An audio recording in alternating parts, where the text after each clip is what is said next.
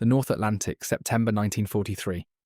The destroyer HMS Itchen is making 22 knots through grey-green swells, her hull shuddering with every wave.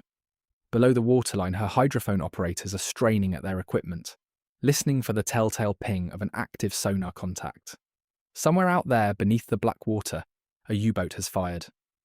The Torpedo, a German G7E acoustic model, cold and purposeful, is already running. It does not see the ship, it does not need to, it hears it. The hiss of propellers, the drumming of turbines, the entire mechanical symphony of a warship at full speed.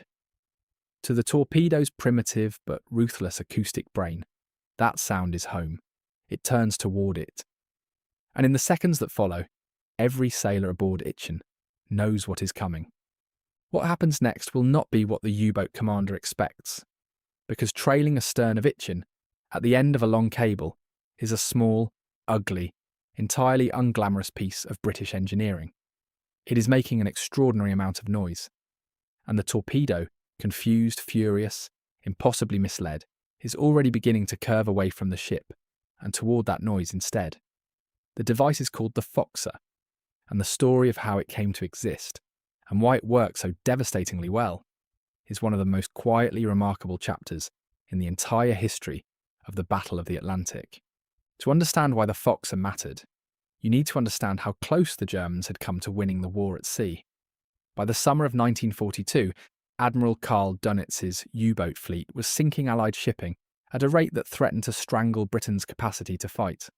Over 6 million tons of Allied shipping were lost in 1942 alone, a figure so vast it staggers comprehension. Every convoy that sailed the North Atlantic was a gamble against odds that grew worse by the month.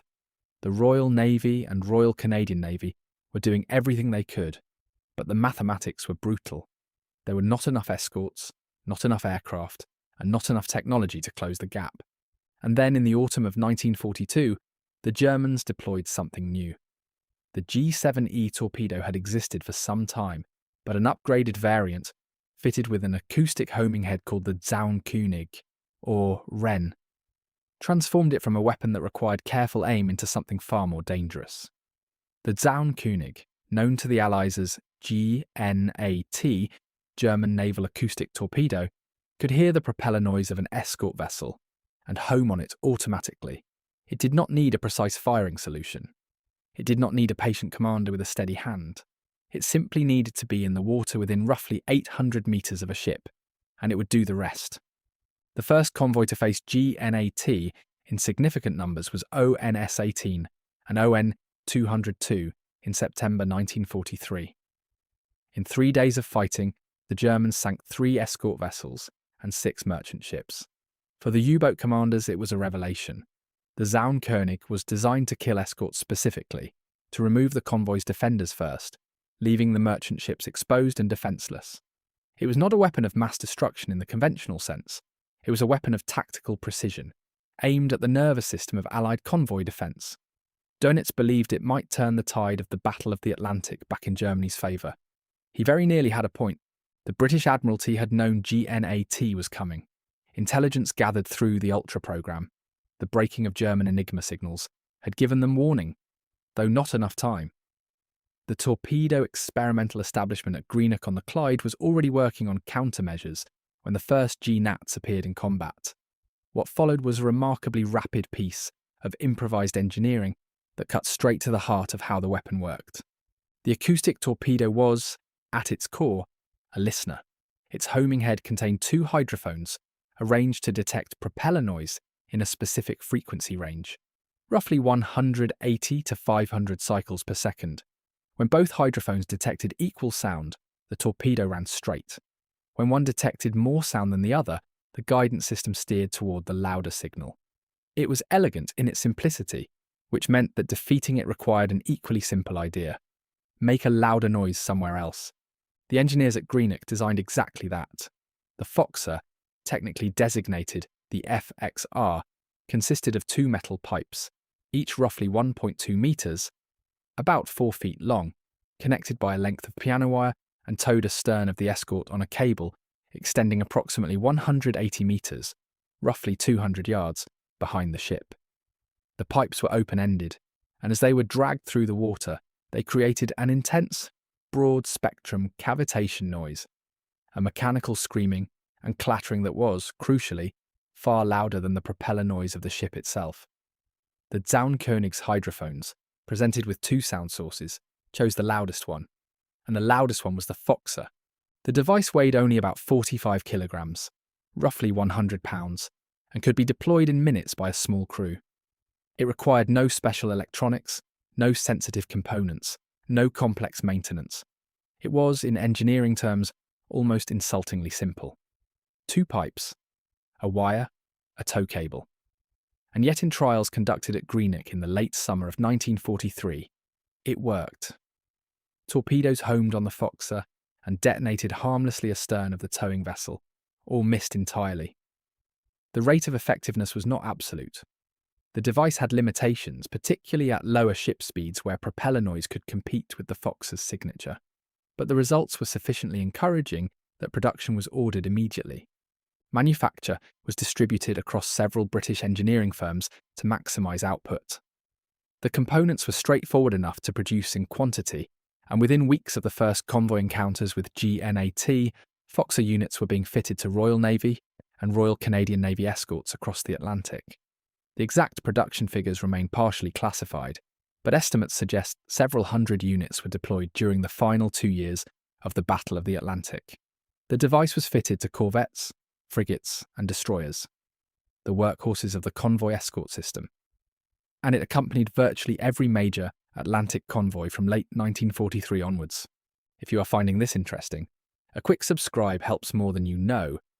It keeps this kind of history coming. Accounts from escort commanders who deployed the Foxer describe something almost theatrical about the experience. A torpedo wake would appear astern, tracking with terrifying precision toward the ship. And then visibly it would curve. It would turn away from the vessel and run toward the source of the greatest noise. Sometimes it detonated against the Foxer assembly itself. Sometimes it ran harmlessly out to one side. Occasionally it broke surface and tumbled to a stop.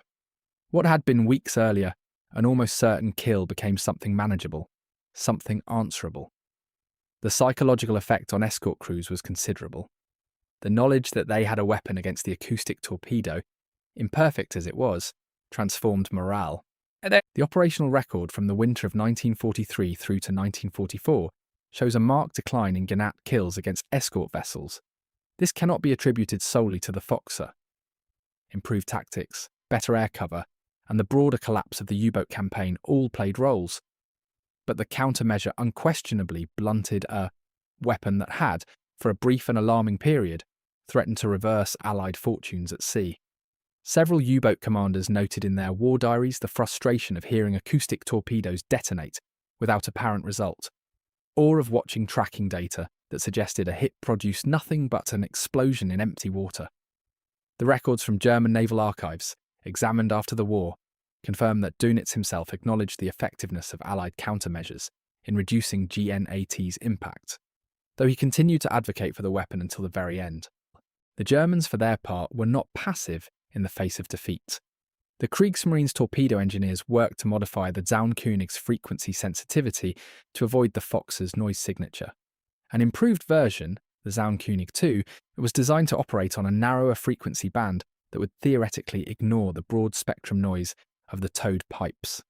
The Allies, in turn, were already developing an improved countermeasure, known as the CAT, Canadian Anti-Torpedo, gear, which used a similar principle but with refined acoustic characteristics.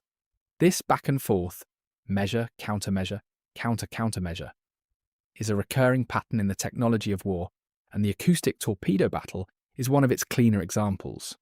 The Americans developed their own towed noisemaker, the FXR equivalent, designated the FAM, fanfare, which operated on broadly similar principles. The United States Navy, initially skeptical of the threat posed by GNAT in Atlantic waters, where their own convoy routes differed from the British, eventually adopted versions of the towed decoy concept as the acoustic torpedo threat spread to other theatres.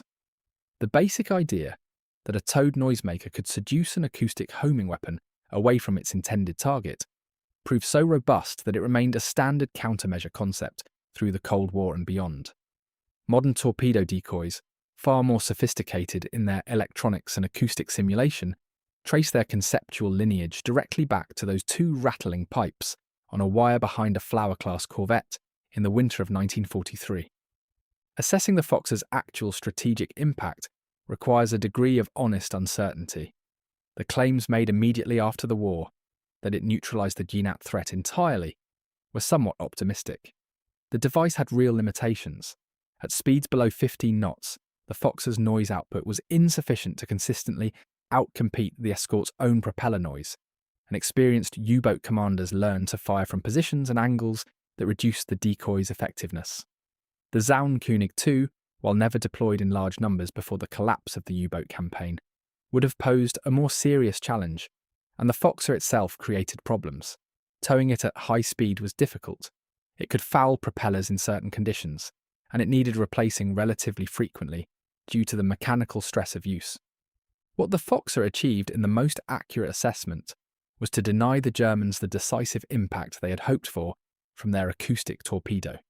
The Zaunkönig was intended to be a war winner, a weapon that would systematically destroy convoy escorts and restore Germany's advantage at sea. Instead, it became a persistent nuisance that occasionally succeeded, but never delivered the transformational effect Dönitz needed. The window of German advantage between September 1943, when GNAT first appeared in numbers, and January 1944, when Foxer deployment was essentially complete across escort fleets, was measured in months rather than years. In the larger arc of the Battle of the Atlantic, that window was not long enough to change the outcome. Physical examples of the Foxer are not common in museum collections, which is perhaps unsurprising given its utilitarian nature. It was a consumable device, not a treasured piece of engineering. The Imperial War Museum in London holds documentation and technical drawings, and several naval museums in Canada whose escort forces were intimately involved in both the threat and its countering, preserve materials related to the acoustic torpedo campaign. The broader story of the Battle of the Atlantic is told at the Maritime Museum of the Atlantic in Halifax, Nova Scotia, where the depth of Canada's role in the convoy war receives the attention it deserves. Return for a moment to that grey September morning. HMS Itchen on her 22 knots, the torpedo already in the water, the U-boat commander already calculating his next move.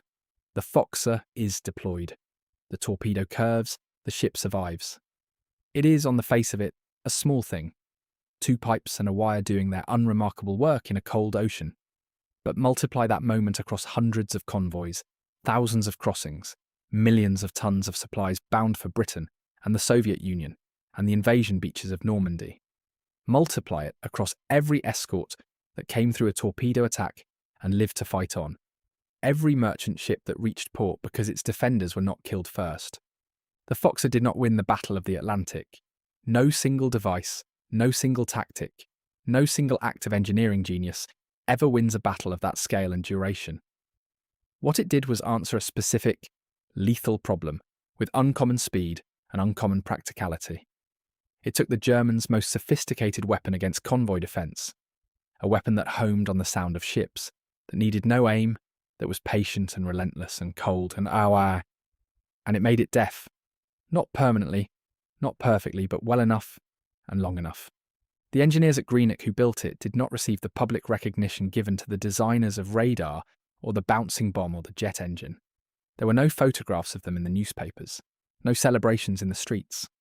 Their work was classified, their achievement quiet.